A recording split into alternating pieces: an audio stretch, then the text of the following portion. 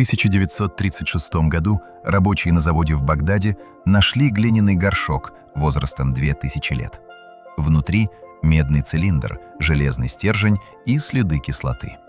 Когда исследователи воспроизвели конструкцию и залили виноградный сок, устройство выдало 1,5 вольта постоянного тока. Мы называем это багдадской батареей. Эдисон запатентовал аккумулятор в 1901 году нашей эры. В этом видео 7 объектов. Не 7 любопытных находок, а 7 конкретных артефактов, каждый из которых задокументирован, измерен и до сих пор не получил исчерпывающего объяснения. Вместе они формируют аргумент. Не конспирологический, не мистический, а сугубо материальный. Наше представление о том, как развивались технологии, возможно, глубоко неверно. Начнем с объекта, который хранится в Афинах, и который большинство ученых до сих пор не могут объяснить в полной мере. Находка первая. Антикитерский механизм. Компьютер, которого не было 1000 лет.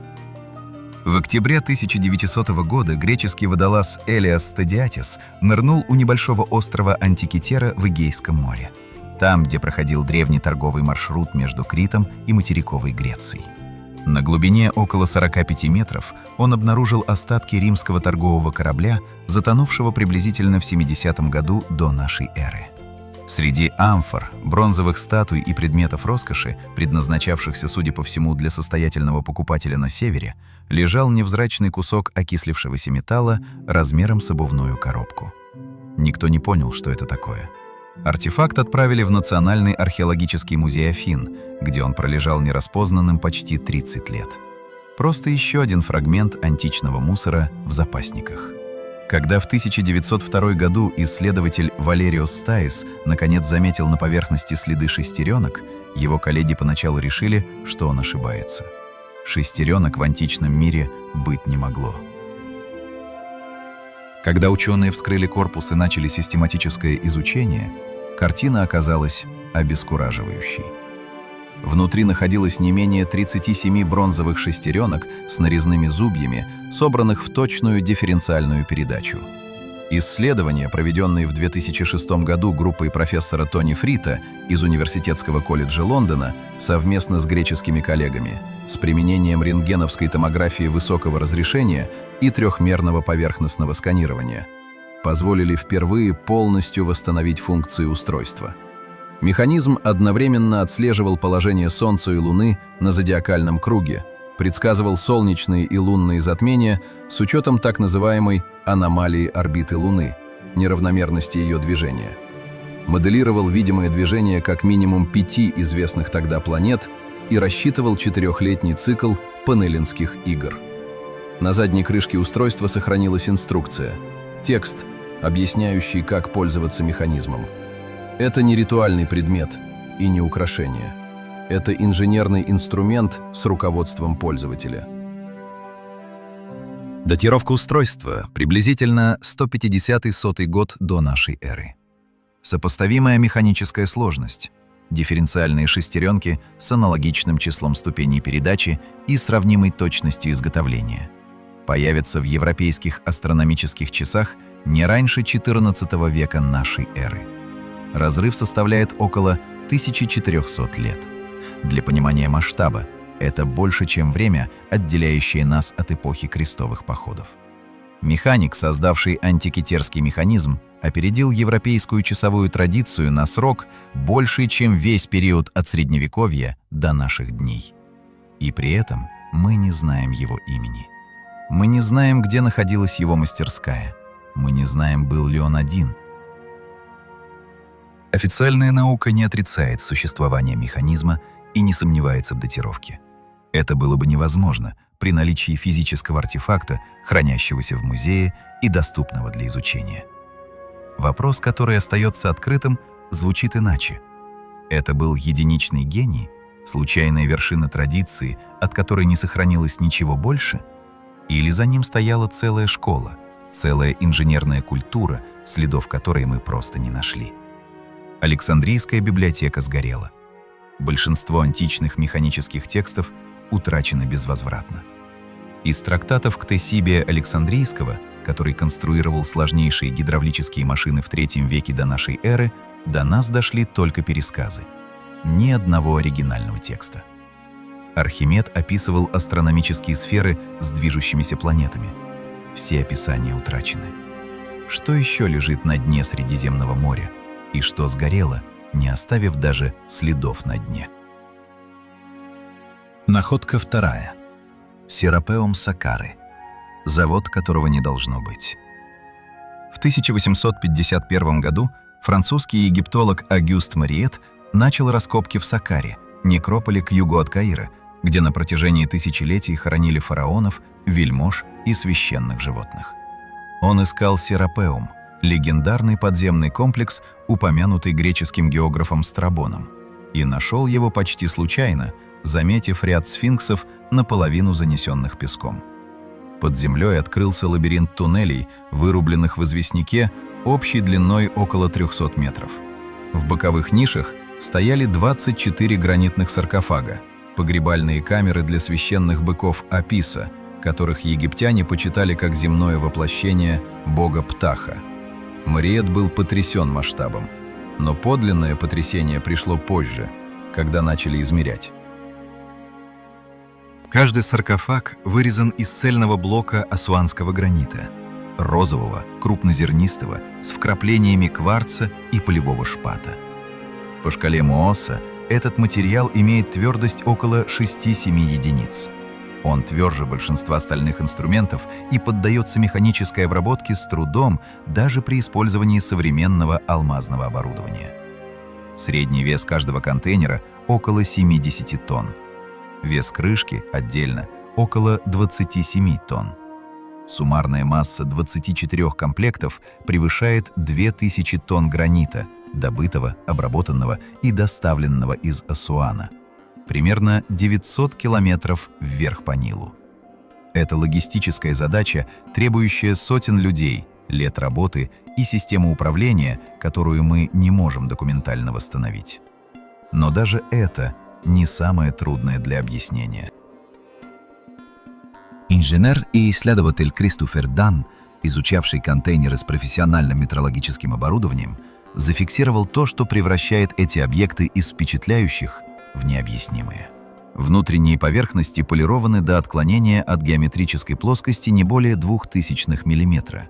Это прецизионная обработка, полностью соответствующая современным индустриальным стандартам оптической полировки. Для понимания, такая точность требуется при изготовлении зеркал для телескопов и прецизионных опорных плит для научных лабораторий. Углы между стенками и дном выдержаны с точностью до долей угловой минуты. Отклонение, которое при стандартной строительной работе просто не имеет практического смысла для гроба. Когда американская компания по производству гранитных изделий получила полные технические характеристики одного такого контейнера и запрос на его воспроизведение, ответ был прямым.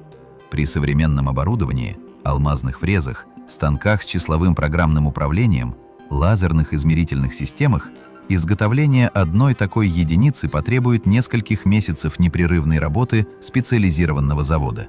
Предварительная стоимость – несколько миллионов долларов за штуку. 24 штуки. Стоящие в туннелях под египетской пустыней. Изготовленные в эпоху, когда, согласно официальным датировкам, основным металлическим инструментом была медь, материал мягче самого гранита. Как египтяне позднего периода обрабатывали этот материал с такой точностью, мы не знаем. Найденные инструменты эпохи не объясняют зафиксированных допусков. Ни одна медная пила, ни один кремневый абразив не оставляет поверхности с отклонением в 0,002 мм. Метод полировки не реконструирован ни одной исследовательской группой. Версия о том, что поверхности достигали нужного качества через многолетнее ручное шлифование, математически не выдерживает проверки на равномерность. При ручной работе отклонения накапливаются, они не исчезают. Официальная египтология в целом признает факт необычной точности обработки, не предлагая при этом детального механического объяснения. Это не заговор молчания. Это честное «мы не знаем, как именно». И это само по себе значимо. Есть момент, который трудно игнорировать, когда стоишь перед подобными объектами. или просто смотришь на их фотографии, зная цифры. Это не ощущение тайны в романтическом смысле слова. Это нечто более конкретное и менее удобное. Люди, создавшие эти вещи, думали.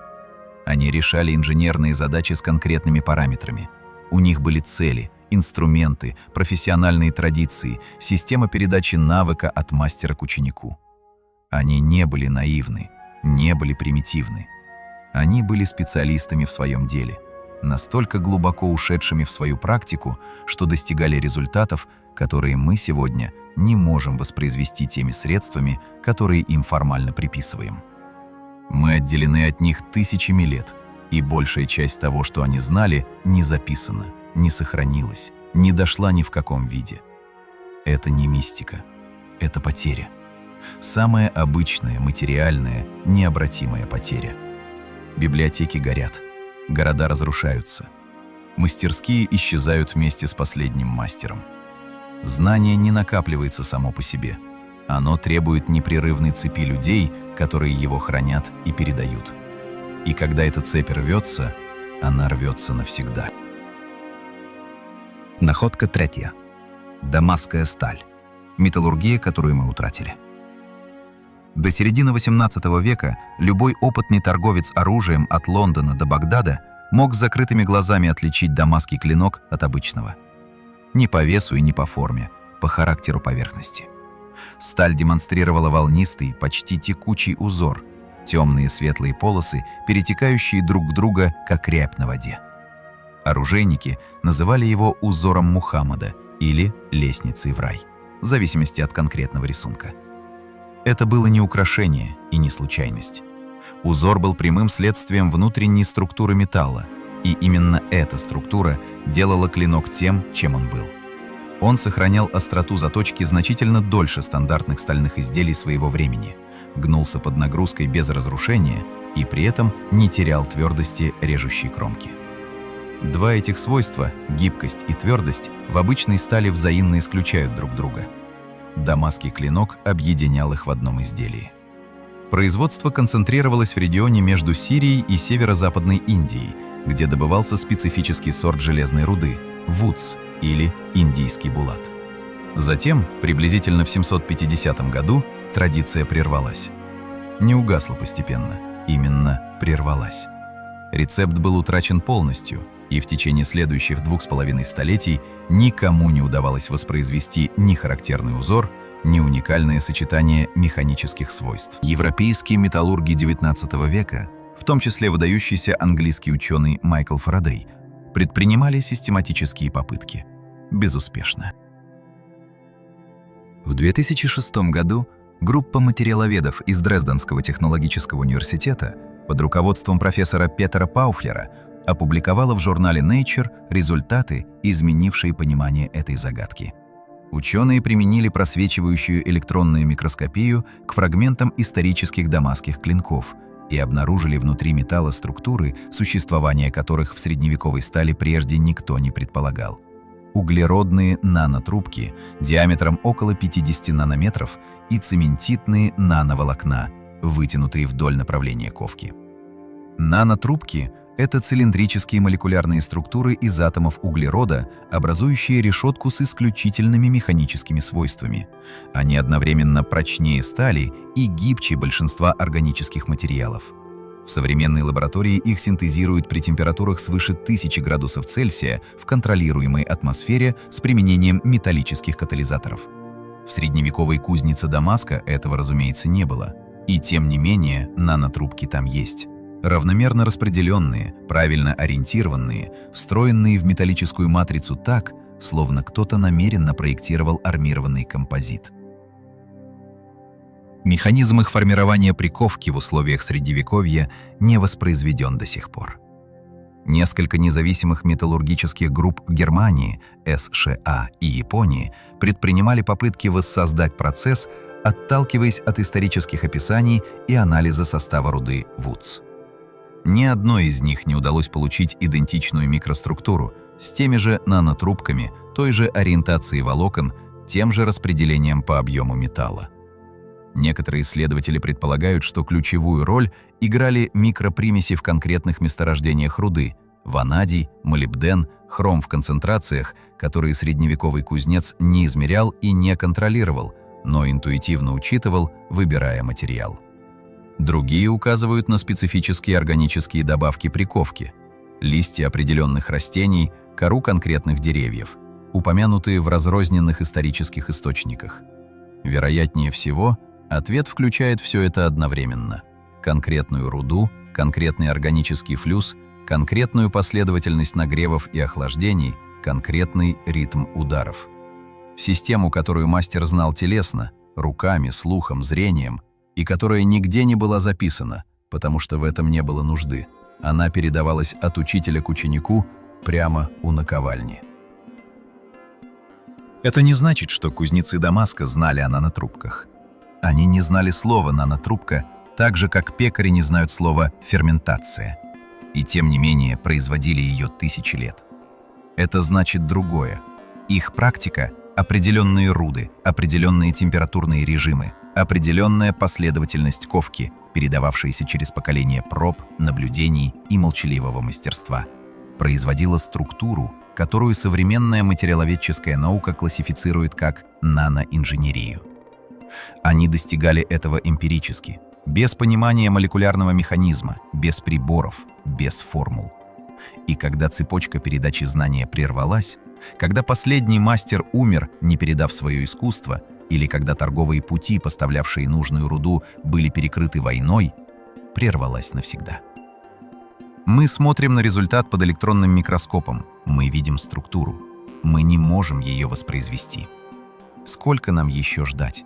И ждать ли вообще? Как думаешь, сколько технологий мы утратили таким образом, просто не заметив момента потери? Напиши в комментариях. Находка 4. Римский бетон. Материал, который мы не можем воспроизвести спустя 2000 лет. Порт Цезарея Маритима был построен при царе Ироде Великом приблизительно в 37 году до нашей эры на побережье современного Израиля. Там, где прежде не было ни естественной гавани, ни защищенной бухты, ни скалистого основания. Только открытое Средиземное море и плоский песчаный берег. Ирод решил построить порт с нуля, крупнейший искусственный порт античного мира, способный принимать торговые суда со всего Средиземноморья. Для этого его инженеры применили технологию, которую римляне освоили к тому времени в совершенстве. Они заливали бетон прямо в морскую воду, формируя волноломы, пирсы и фундаменты складских помещений непосредственно на дне. Сегодня значительная часть порта находится под водой. Уровень моря изменился, берег просел. Это ожидаемо и объяснимо. Необъяснимо другое. Бетонные блоки, пролежавшие в морской воде около 2000 лет, не просто сохранились. По ряду ключевых показателей прочности они превосходят свое исходное состояние в момент постройки. Материал, который должен был разрушиться, стал крепче. Группа геологов из Калифорнийского университета в Беркли под руководством профессора Мари Джексон, работавшая в рамках международного проекта Рома Конс, взяла образцы из нескольких римских морских сооружений, включая Цезарея Маритиму, порт Антиума и конструкции в районе Неаполитанского залива, и провела их детальный кристаллографический анализ. Результаты, опубликованные в 2017 году в журнале American Mineralogist, объяснили механизм. Морская вода, проникая сквозь поры материала на протяжении столетий, вступала в медленную химическую реакцию с вулканическим пеплом, путталаной, добытой в районе Поццуоли близ Неаполя, и формировала кристаллы тобермарита алюминиевого. Это редкий силикатный минерал с игольчатой кристаллической решеткой, который в природе образуется в условиях высокого давления и температуры. В римском бетоне он рос медленно, в условиях обычного морского дна, и по мере роста заполнял микротрещины, укреплял пористую матрицу, связывал компоненты все прочнее. Материал не деградировал под воздействием морской среды, он использовал морскую среду как реагент для собственного самовосстановления. Теперь сравнение, которое делает эту находку особенно неудобной. Современный Портленд-цемент, изобретенный в XIX веке и применяемый сегодня в подавляющем большинстве строительных проектов на планете, деградирует в морской воде в течение от 50 до 100 лет. Хлориды проникают в структуру, достигают стальной арматуры, вызывают коррозию, бетон трескается и крошится изнутри. Именно поэтому все прибрежные сооружения, портовые терминалы, волноломы, опоры мостов, подводные фундаменты требуют постоянного дорогостоящего технического обслуживания и регулярной замены. Глобальные расходы на ремонт бетонной инфраструктуры, по оценкам инженерных ассоциаций, исчисляются сотнями миллиардов долларов ежегодно. Римский бетон не требовал ничего. Он стоял сам и становился лучше. Римская формула к сегодняшнему дню изучена достаточно детально. Определенное соотношение путталаны, гашеной извести и морской воды, смешиваемых непосредственно на месте укладки. Вулканическое сырье из района Пацуоли до сих пор доступно. Карьеры работают. Химический механизм образования тобермарита описан и опубликован в рецензируемых журналах. Казалось бы, ничто не мешает применять эту технологию прямо сейчас. Но промышленное воспроизведение в масштабах современной строительной отрасли пока не осуществлено. И причины этого сугубо практические. Портленд-цемент схватывается за часы, путталановый бетон требует недель. Современные нормативы проектирования написаны под характеристики Портленд-цемента. Логистика поставок вулканического пепла не выстроена. Мы знаем рецепт. Мы опубликовали его в научных журналах. Мы не применяем его, потому что система, построенная вокруг худшего материала, слишком велика и слишком инерционна, чтобы развернуться. Римский инженер 2000-летней давности решил задачу морского строительства лучше, чем решает ее современная индустрия. И это не вопрос утраченного знания, это вопрос утраченной воли его применять. Находка 5. Греческий огонь. Оружие, рецепт которого утрачен вместе с империей. В 672 году нашей эры арабский флот под командованием халифа Муавии I подошел к стенам Константинополя с моря. Это была не случайная экспедиция. Это была попытка уничтожить главный христианский город мира и открыть путь в Европу. Арабская морская сила к тому времени была реальной. Флот насчитывал по различным оценкам несколько сотен судов, закаленных в боях за Средиземноморье. Византийский флот вышел навстречу. Что произошло дальше, арабские хронисты описывали с нескрываемым ужасом. С бортов византийских кораблей через бронзовые трубы под давлением выбрасывалась горящая жидкость, которая падала на воду, и продолжала гореть прямо на поверхности моря. Ее нельзя было потушить водой. Арабские моряки прыгали за борт и горели в воде. Корабли пылали, не имея возможности спастись бегством, потому что огонь преследовал их по морской поверхности. Арабский флот отступил с колоссальными потерями. В 678 году был заключен мир на условиях Византии. Это была одна из самых решительных военных побед раннего Средневековья, и одержана она была не числом, не маневром, не доблестью отдельных воинов. Она была одержана химией. В 717 году осада повторилась. На этот раз под командованием Масламы ибн Абд-аль-Малика, с флотом, который арабские источники оценивают в тысячи судов и десятки тысяч человек. Результат был тем же. Греческий огонь снова появился на воде Босфора, и снова арабский флот был разгромлен. Эти два события на долгое время определили судьбу Европы. Если бы Константинополь пал в VII или VIII веке, история западной цивилизации выглядела бы иначе. Греческий огонь применялся Византийской империей как стратегический актив на протяжении нескольких столетий. В морских сражениях, при обороне стен, в ручных метательных устройствах, действовавших на суше. Источники упоминают несколько модификаций и способов применения. Это было не одно оружие, а целая система, выстроенная вокруг одного химического секрета. И этот секрет охранялся с государственной серьезностью. Византийские источники, в том числе трактат императора Константина Багрянародного об управлении империей, написанный в X веке, прямо указывают: рецепт греческого огня был известен лишь нескольким семьям и передавался исключительно по мужской линии из уст в уста, без письменной фиксации. Продавать или передавать его иностранцам запрещалось под страхом смерти. Когда в 1453 году османские войска Мехмеда II взяли Константинополь, последний носитель секрета, если он вообще еще был жив к тому моменту, либо погиб в ходе штурма, либо унес знания с собой в безвестность. Рецепт исчез вместе с государством, которое его породило и охраняло. Современные исследователи предприняли серьезные попытки реконструкции. Химик и историк науки Джон Хелдом совместно с историком Морисом Маршаллом провели систематический анализ всех сохранившихся описаний в греческих, арабских и сирийских хрониках.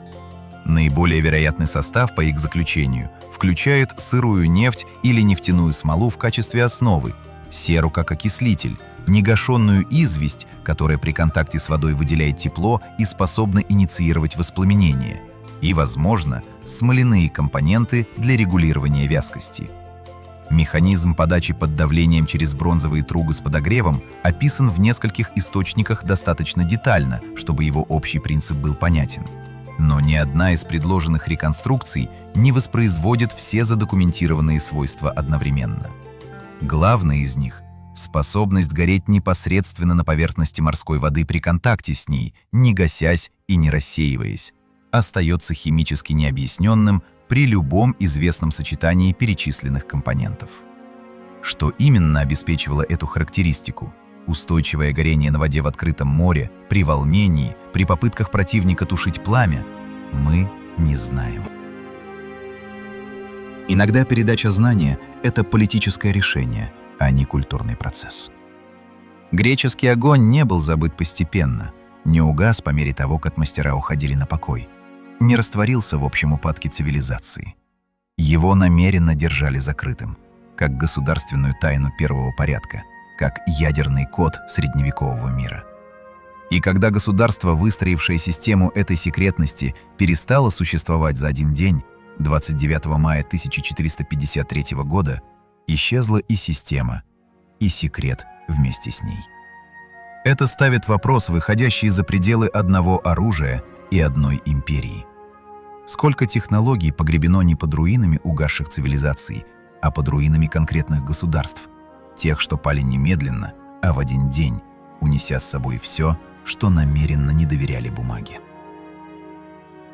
Находка 6. Пещеры Лонгью. Подземный комплекс без следов строительства. В 1992 году крестьянин Уаньяй из деревни Шилан в провинции Чжэцзян решил осушить старый пруд на своем участке. Он хотел расширить хозяйство. Насос работал несколько недель. Вода уходила медленнее, чем должна была, словно питалась откуда-то снизу. Когда уровень наконец упал достаточно, Уаньяй увидел под водой не илистое дно, а каменный проем, вход в рукотворную полость, уходящую вглубь холма. Он позвал соседей. Соседи позвали еще соседей. В течение следующих нескольких месяцев жители деревни самостоятельно осушили еще несколько прудов в округе. И под каждым обнаружили то же самое. К тому времени, когда в Шилан прибыли официальные исследователи, местные жители уже знали, под их деревней находится нечто грандиозное. Они просто не понимали, и до сих пор не понимают, что именно. Когда гидрологи, геологи и археологи из Шанхайской академии общественных наук завершили первичное обследование, масштаб комплекса оказался трудно укладывающимся в голове. Ни одна пещера, и не несколько, не менее 24 отдельных подземных камер, каждая площадью от 1000 до 3000 квадратных метров. Потолки уходят вверх на высоту до 30 метров. Это примерно высота 10-этажного дома. Камеры расположены под разными прудами и полями, разделены каменными перемычками и при этом, что фиксируют все исследователи без исключения, выполнены с поразительным единством стиля. Одинаковый угол наклона стен, одинаковая форма колонн, одинаковый характер обработки поверхностей. Это не стихийное использование природных полостей. Это единый архитектурный замысел, реализованный в твердом сланце на площади, суммарно превышающей площадь 30 тысяч квадратных метров. Теперь вопрос, который не имеет ответа. Строительство 24 пещер такого объема потребовало извлечения приблизительно 1 миллиона кубометров породы. Это твердый сланец, материал, который не рассыпается и не растворяется, который нужно рубить, дробить и вывозить кусками. 1 миллион кубометров – это объем, которым можно заполнить около 400 олимпийских плавательных бассейнов. Эта порода где-то должна находиться. Ее невозможно скрыть, невозможно переработать в нечто неузнаваемое, невозможно вывести незаметно.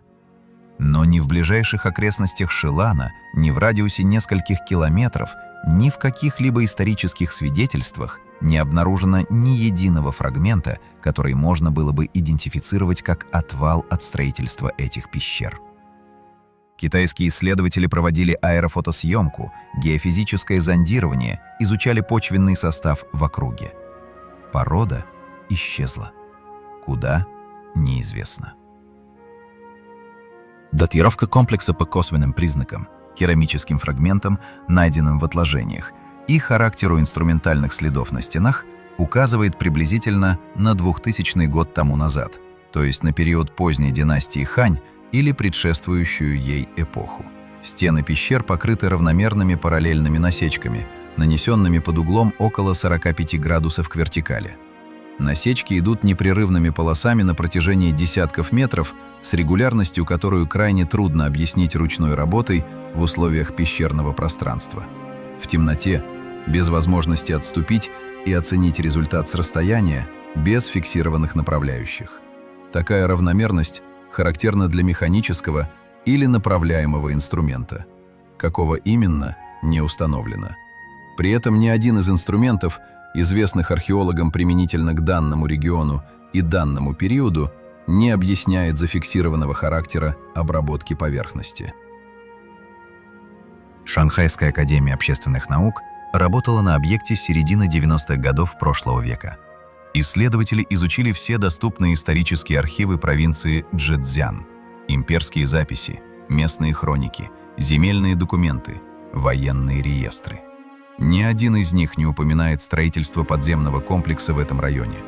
Ни одна из местных легенд, собранных этнографами у жителей Шилана и окрестных сел, не содержит даже косвенного указания на то, кто создал пещеры и с какой целью. Это само по себе необычно. Крупные строительные проекты, как правило, оставляют след в народной памяти на тысячелетия в форме преданий, топонимов, ритуалов. Здесь нет ничего. Функция пещер неизвестна. Строители неизвестны. Судьба извлеченной породы неизвестна. Пещеры Лонгю – это не загадка с недостающими деталями. Это загадка, у которой нет ни одной детали, кроме самого результата. 30 тысяч квадратных метров подземного пространства, вырубленного в твердом сланце руками людей, от которых не осталось ни имени, ни предания, ни единого камня снаружи. Находка 7. Пума-Пунку. Блоки с допусками, которых не должно быть. На боливийском плато Альтиплана, на высоте 3840 метров над уровнем моря, в нескольких километрах от берега озера Титикака лежат обломки того, что когда-то было крупным церемониальным комплексом. Место называется Пума-Пунку. На языке аймара это означает «врата Пумы». Оно является частью более широкого археологического района Тиуанако, который в первом тысячелетии нашей эры был центром одной из наиболее развитых культур доколумбовой Америки. Сегодня от Пума-Пунку остались преимущественно разрозненные каменные блоки, лежащие в видимом беспорядке, как будто что-то огромное было намеренно разрушено или обрушилось от катастрофы неизвестного происхождения. Первые европейские путешественники, посетившие это место в XVI и XVII веках, были убеждены, что перед ними руины, а не первоначальное состояние объекта. Масштаб беспорядка казался слишком тотальным для естественного разрушения. Местные предания говорили, что боги уничтожили это место в гневе. Современная археология предполагает сильные землетрясения. Ни одна из версий не объясняет главного – того, что было до разрушения. Блоки изготовлены преимущественно из двух материалов – красного песчаника и андезита. Красный песчаник добывался относительно недалеко, в нескольких километрах от комплекса. Андезит Вулканическая порода серо-зеленого цвета с твердостью около 6-7 единиц по шкале Mohs, что делает ее примерно столь же трудной в обработке, как ассуанский гранит. Ближайший известный карьер андезита, откуда могли быть доставлены блоки такого состава, находится на расстоянии около 90 километров.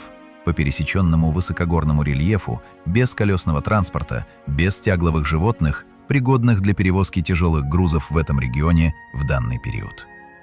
Отдельные блоки весят до 130 тонн.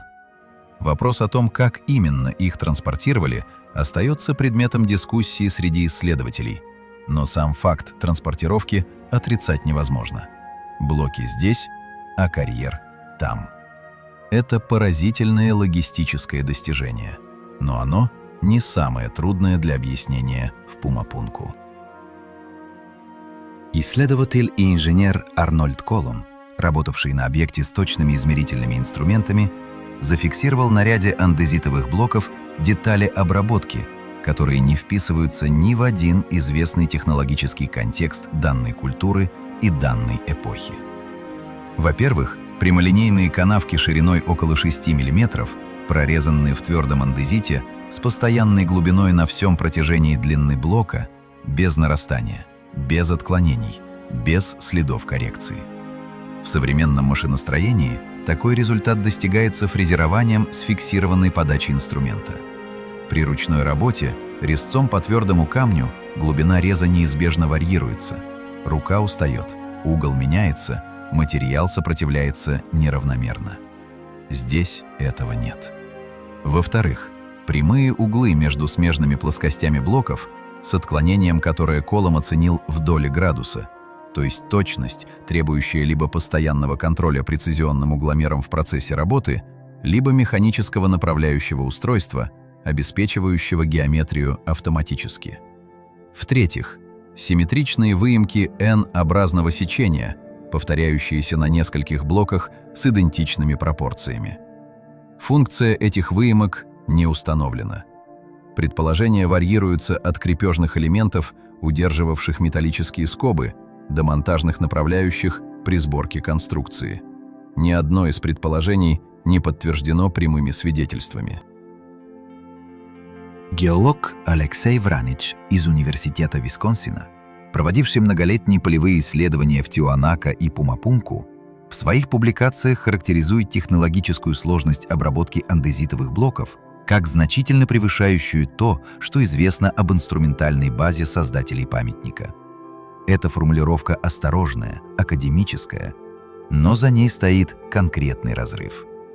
Инструменты, которые исследователи атрибутируют культуре Тиуанака, каменные молоты, костяные и бронзовые резцы, абразивные шлифовальные камни, теоретически способны обрабатывать андезит. Они не способны обрабатывать его с зафиксированными допусками. Разница между тем, что найдено в слоях раскопок, и тем, что зафиксировано на поверхностях блоков, это не вопрос мастерства или терпения. Это вопрос физической возможности инструмента обеспечить геометрию результата.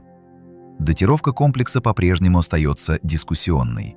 Оценки различных исследователей варьируются от 500 до 1500 года нашей эры, а ряд исследователей, опираясь на астрономическую ориентацию объектов, предлагает значительно более раннюю дату.